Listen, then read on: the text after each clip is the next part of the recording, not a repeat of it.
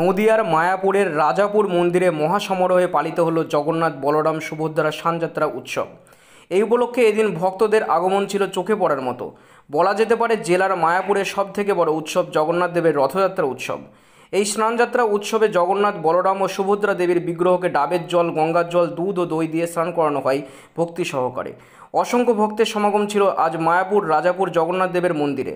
কথিত আছে এই স্নানযাত্রার পরেই জগন্নাথ দেব জ্বরাক্রান্ত হন এবং পুনরায় রথযাত্রার দিন তিনি স্বমহিমায় আবির্ভূত হবেন।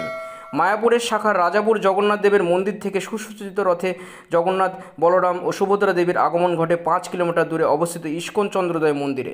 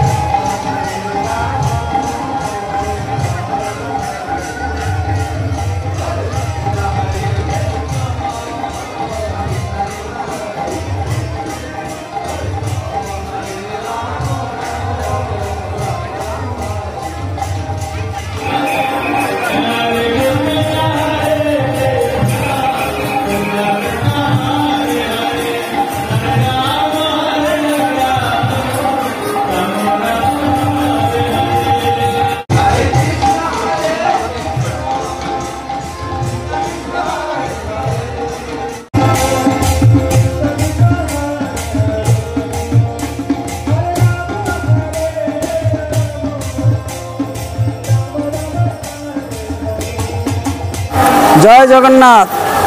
আজ জগন্নাথ দেবের স্নানযাত্রা মহামহোৎসব পালন করা হচ্ছে ইস্কনের শাখা কেন্দ্র জগন্নাথ মন্দিরে। রসিক গৌরাঙ্গ দাস, ইস্কন মায়াপুর, জনসংযোগ আধিকারিক, নদিয়া। যদি এখনও আমাদের খবরের দর্পণ চ্যানেলটি সাবস্ক্রাইব না করে থাকেন তাহলে এখনই সাবস্ক্রাইব করুন, সঙ্গে বেল বাটনটি ক্লিক করুন আর পেয়ে যান সব খবরের দ্রুত ভিডিও আপডেট।